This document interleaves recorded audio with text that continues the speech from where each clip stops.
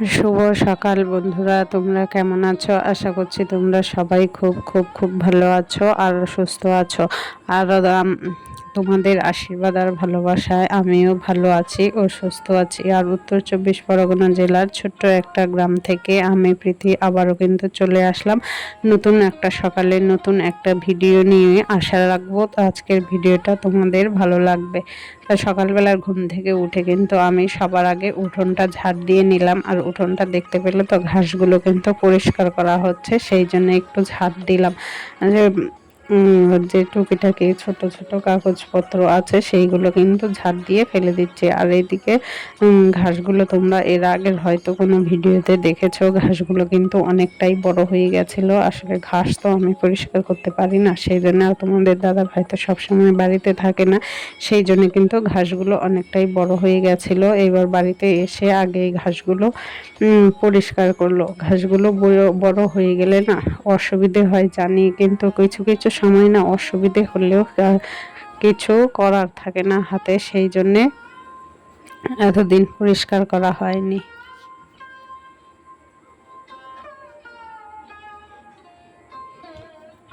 তা উঠোনটা ঝাড় দিয়ে কিন্তু আমি এবার চলে আসলাম ঘরে, ঘরটা ঝাড় দিয়ে নেব।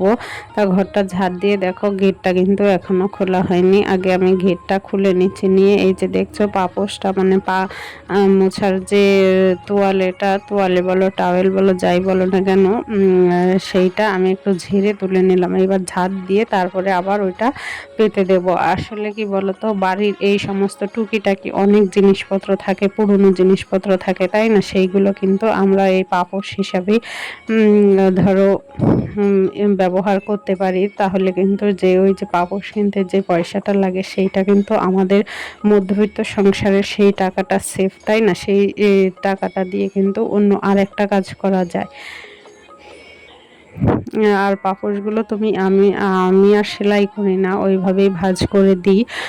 ঝেড়েও দিই, ধুয়ে দিতেও সুবিধে হয়। তাহলে ধুয়ে দিলে কি হয়, যদি লম্বা করেই রোদ্রে মেলে দেওয়া যায় তাহলে কিন্তু তাড়াতাড়ি শুকিয়ে যায়। আর ভাঁজ করে সেলাই করা থাকলে সেইটা কিন্তু পুরু হয়ে যায়, তখন কিন্তু ধুলে, এখন যেহেতু বর্ষাকাল সব সময় কিন্তু শুকোয় না, তাই না? আর এইভাবে সেলাই করা যেহেতু আমার নেই, আমি ধুয়ে মেলে দিলে কিন্তু শুকিয়ে যায়। ওটা যার যেভাবে সুবিধা হয় সে সেইভাবেই ব্যবহার করে। আমার মনে হয় বাড়ির এইসব পুরনো জিনিসপত্র এইভাবেই ব্যবহার করা ভালো, ধরো ফেলে না দিয়ে। আর যে ওই জিনিসটায় ধরো পাপোশটা যে টাকায় কিনতাম সেই টাকায় আমি অন্য আরেকটা কাজ করতে পারবো, সেই জন্যে কিন্তু আমি এই ঘরের ধরো পুরনো তোয়ালে বলো নাইটি বলো মানে প্যান্ট বলো, সেই সমস্তগুলো কিন্তু এইভাবেই ব্যবহার করে। আর বর্ষাকালে কিন্তু দেখবে একটা দুটো পাপোশে কিন্তু হয় না, ওইগুলো বর্ষার সময় বৃষ্টিতে ভিজে যায়, নোংরা হয়ে যায়, তখন দেখা যাচ্ছে যে একদিনে শুকোয় না, তখন কিন্তু অসুবিধে হয়, তাই না? আর এই পুরনো জিনিসপত্রগুলো যদি থাকে আমার একদিনে না শুকোলেও কিন্তু অসুবিধে নেই, আরেকটা দিতে পারি, তাই না? আর তো দুটো দু তিন ভাগে তো আর পাপোশ আমরা কিনে রাখি না, তাই না? সেই জন্যে আমি এই পুরনো জামা কাপড়গুলোই সেই পাপোশ হিসাবে ব্যবহার করি। আমি আমার সুবিধা মতো করি, সেই পাপোশটা আর কিনি না, সেই পাপোশটার টাকায় অন্য কিছু একটা কিনি। দেখো ঘরদোর ঝাড় দিয়ে এবার চলে আসলাম কিন্তু রান্নাঘরে এই যে আগে দেখছো গ্যাসের টেবিলটা কি অবস্থা, গ্যাসটা আগে মুছে নিচ্ছে, নিয়ে তারপরে চাটা করব। চা করে চা খেয়ে তারপরে কিন্তু সংসারের আর যে সমস্ত কাজকর্মগুলো আছে সেই সমস্ত কাজকর্মগুলো করব। আর সকালবেলা ঘুম থেকে উঠে কিন্তু দুষ্টুকে তোমাদের দাদাভাই স্কুলে দিয়ে এসেছে। আসলে অন্য দিন কিন্তু আমি ধরো 5:30টার মধ্যে উঠে যাই, আজকে একটু লেট হয়ে গেছে, যদিও তাতে কি হয়েছে, মানুষের তো প্রত্যেক দিন সকালে একই টাইমে হয় না, তাই একই সময়ে ঘুম ভাঙে না, তাই না? একদিন 1-2 দিন মাঝে মধ্যে কিন্তু একটু এদিক ওদিক হয়েই যায়। তা আমারও সেই রকম উঠতে একটু দেরি হলেও কিন্তু আমি সময়ের মধ্যে সমস্ত কাজকর্মগুলোই করে নেব। দেখো চাটা খেয়ে তারপরে এই যে টেবিলটা দেখছো,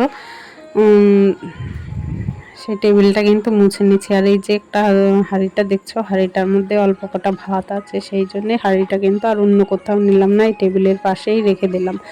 টেবিলের পাশে দিয়ে রেখে দিয়ে তারপরে কিন্তু টেবিলটা আমি মুছে নিলাম।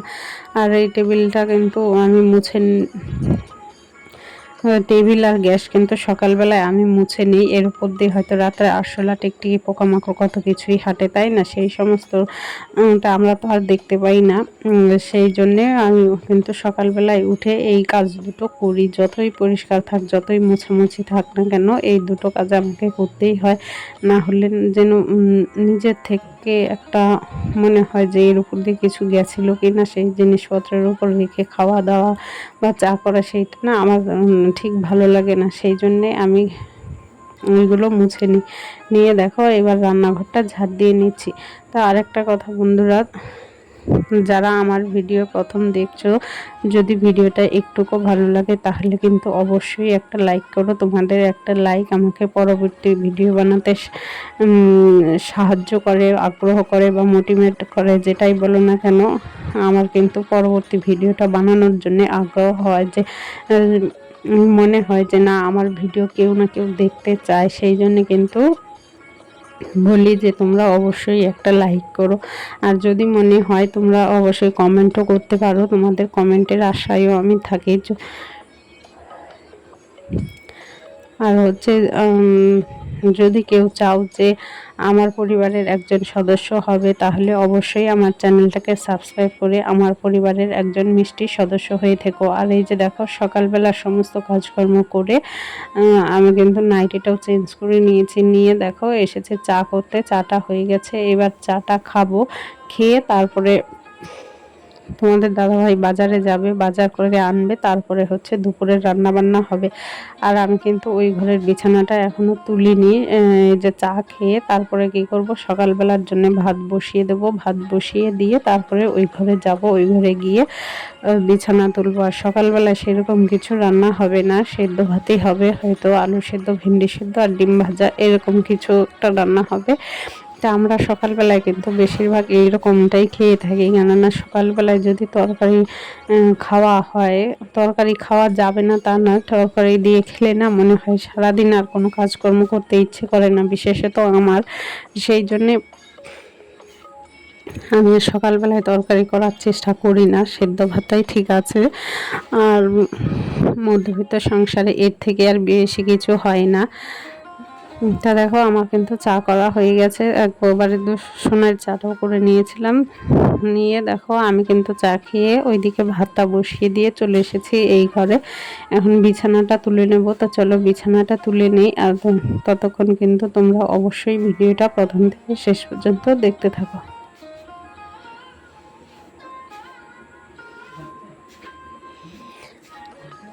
আর আজকে কিন্তু প্রচণ্ড রোদ উঠেছে আর গরমও খুব দিয়েছে। এখন আষাঢ় মাসের শেষের দিকে প্রায়, তাও দেখো বৃষ্টি নেই। বৃষ্টি হবে কি না, এখন তো এটা সময় হয় না, সব অসময়ে হয় দেখতে পাচ্ছি। বর্ষার সময় আমরা ছোটোবেলায় দেখেছি আষাঢ় শ্রাবণ মাসে মানুষ ঘর থেকে বেরোতে পারে না, আর এখন দেখছি যে হচ্ছে আষাঢ় শ্রাবণ মাসেও বৃষ্টি নেই, বৃষ্টির সময় বৃষ্টি নেই, শীতের সময় শীত নেই, আবার অতিরিক্ত গরমের ভাগ বেশি। এইগুলো কিন্তু আগে হতো না। আমরা ছোটোবেলায় আমরা কিন্তু সেই সমস্ত দেখতাম না, দেখতাম আষাঢ় শ্রাবণ মাসে কিন্তু ঘর থেকে বেরোনো যায় না, এরকম বৃষ্টির জন্য সমস্ত চারিদিক জল থই থই করে, অসুবিধে। আর এখন কিন্তু সেইটা নেই, এখন দেখো কড়া রোদ আর প্রচণ্ড গরম।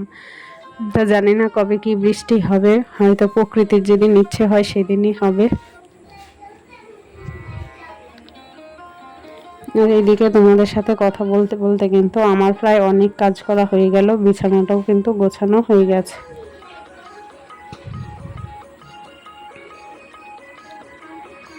বিছানাটা গুছিয়ে এবার দেখো আমি শোকেসটা গোছাতে চলে এসেছি। এই ভেতরের জিনিসপত্রগুলো কিন্তু গোছালেও গোছানো থাকে না। আসলে বাড়িতে বাচ্চা থাকলে তো সেই জিনিসগুলোই হয়ে থাকে, সব উলটপালট হয়।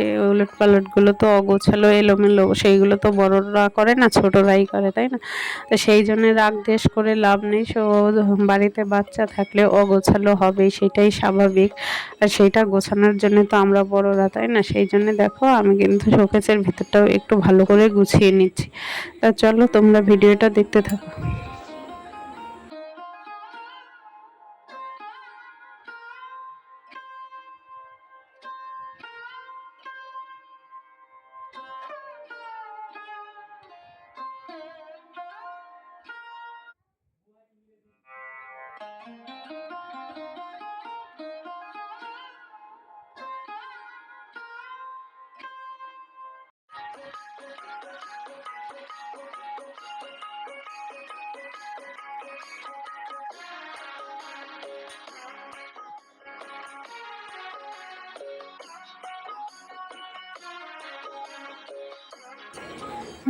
আর চা খেয়ে তোমাদের দাদা ভাই গেছিলো বাজারে, বাজার থেকে কি এনেছে চলো দেখি। দেখো একটা কলা, আর কি বলবো, কতগুলো কলা এনেছে, পালং শাক আর হচ্ছে ডাঁটার শাক আর কুমড়ো, পটল, আলু এই সমস্ত কিছুই এনেছে। আর এনেছে দেখো চিংড়ি মাছ।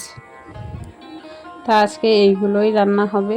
তো চলো আমি সবজিগুলো গুছিয়ে নিই। আর আগের দিন কিন্তু তোমাদের বলেছিলাম যে এই যে সবজিগুলো আমি কিন্তু এই বালতিটাই রাখি। আগে একটা গামলার মধ্যে রাখতাম, মানে প্লাস্টিকের গামলার মধ্যে রাখতাম। সেইগুলো প্লাস্টিকের গামলার মধ্যে রাখলে কি হয়, সেই আলু ইঁদুর নিয়ে যায়, সেই জন্যে আর গামলার মধ্যে রাখি না, এই বালতিটার মধ্যে রাখি। রেখে একটা থালা চাপা দিয়ে রাখি, তাহলে কি হয় ইঁদুরে আর নিয়ে যেতে পারে না। তা চলো আমি সবজিগুলো গুছিয়ে নিই।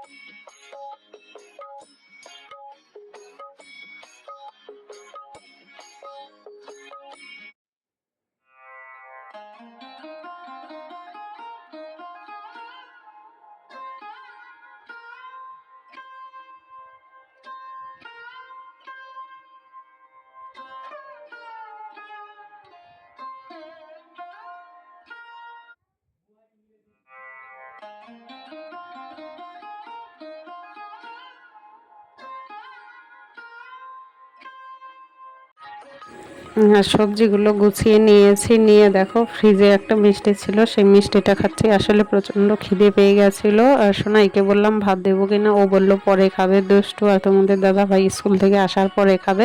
তা আমি ভাবলাম ওরা আসুক তখন সবাই একসঙ্গেই খাবো। আর এখন যেহেতু প্রচণ্ড খিদে পেয়ে গেছে, তাই সেই জন্যই মিষ্টিটা খাচ্ছি। আর মিষ্টিটা খাওয়ার লোকেরও অভাব, কেউ খাচ্ছে না। তা আজকের ভিডিওটা কিন্তু এইখানেই শেষ করছি। ফিরে আসবো নতুন একটা সকালে নতুন একটা ভিডিও নিয়ে। ততক্ষণ তোমরা সবাই ভালো থেকো, সুস্থ থেকো। Tata, by.